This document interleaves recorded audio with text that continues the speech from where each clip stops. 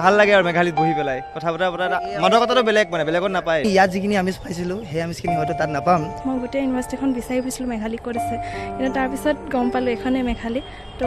ইমানেই মানে জনপ্ৰিয় মেঘালী বুলি ক'লে গোটেই মাৰ্কেটখনকে বুজা যায় আৰু মেঘালী ৰেষ্টুৰাঁত বহি ইমানৰ পিছতো মই তোমাৰ প্ৰেমত পৰিয়েই থাকিম তুমি কি কৰিবা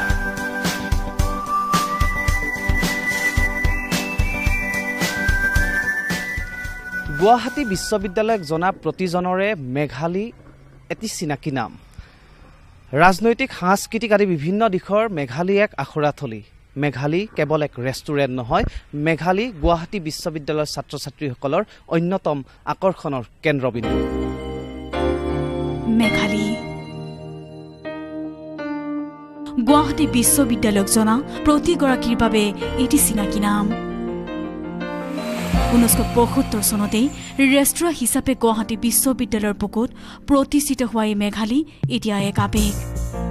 সেইবাবে হয়তো এই ধ্বংসস্তূপৰ মাজতো মেঘালী অভংগুৰ ঐতিহ্য বহনকাৰী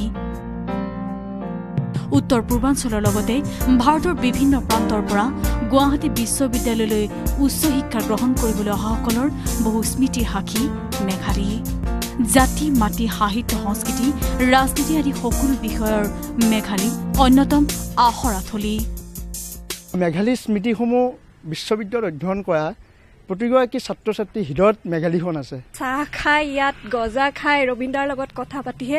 আমি তাৰ যিটো গোটেই পৰিৱেশটো বুজিব পাৰি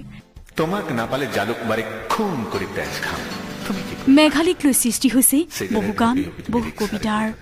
যুৱ প্ৰজন্মৰ অন্যতম জনপ্ৰিয় কবি প্ৰণৱ কুমাৰ বৰ্মনেও কবিতাৰ মাজেৰে ছাত্ৰাৱস্থাতে পাঠক শ্ৰোতাক চিনাকি কৰাই দিছিল মেঘালী ৰেষ্টুৰাঁত বহি ইমানৰ পিছতো মই তোমাৰ প্ৰেমত পৰিয়েই থাকিম তুমি কি কৰিবা মোৰ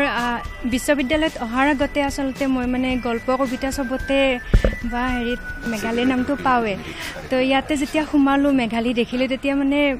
মানে এটা ৰোমাঞ্চকৰ মানে অভিজ্ঞতা হ'ল মই আচলতে প্ৰথম মেঘালীৰ সৈতে পৰিচয় হৈছিলোঁ প্ৰণৱ কুমাৰ বৰ্মনৰ এটা কবিতাৰ মাজেদি যে ইমানৰ পাছতো মেঘালীৰ পিছত কোনোবা কপা কপা কণ্ঠৰে কিবা তেনেকুৱা ধৰণৰ এটা কবিতা এটা আছিলে সেই কবিতাটোৰ মাজেদিয়ে মই মেঘালীৰ প্ৰথম পৰিচয় পাইছিলোঁ মেঘালী ৰেষ্টুৰাঁ সমানেই ছাত্ৰ ছাত্ৰীৰ মাজত জনপ্ৰিয় মেঘালীৰ স্বত্বাধিকাৰী এজন ৰবীন দাস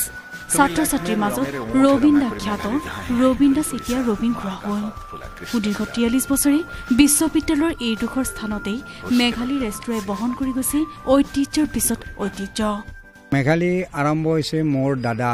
শৈলেন দাস এডভকেট প্ৰথম দাদাই ষ্টাৰ্ট কৰিছিল 75ৰ 25 আগষ্টত তেওঁৰ লগতে মই স্কুলীয়া অৱস্থাৰ পৰাই মানে যিখিনি সময় দিব পাৰোঁ দি আহি আছোঁ পাৰ্ট টাইম হ'লেও up to college up to ইউনিভাৰ্চিটিলৈকে ইউনিভাৰ্চিটিলৈ পঢ়াটো মই ফুল্লি মই লৈছোঁ ইউনিভাৰ্চিটি পঢ়ালৈকে কি নতুন কি পুৰণি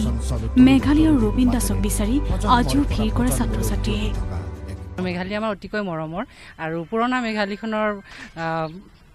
এৰিয়ে সুকীয়া আছিলে নতুনকৈ আৰু এখন তেখেতক দিয়া বুলি শুনি ভাল লাগিছে সুদীৰ্ঘ 43 বছৰৰ পিছত ঠিকনা সলনি হ'ল মেঘালীৰ পুৰণি স্থানৰ পৰা নতুন স্থানলৈ লৈ যোৱা হ'ল মেঘালী চিৰদিনলৈ বন্ধ কৰা হ'ল ঐতিহ্য বহনকাৰী পুৰণি মেঘালী সেই একাংশৰ দাবী সংৰক্ষিত কৰক মেঘালী ৰেষ্টুৰাঁৰ এই পুৰণি গৃহটো এই যেটো পুৰণা ঘৰ এই ঘৰটো এনেকৈ ৰাখিব লাগে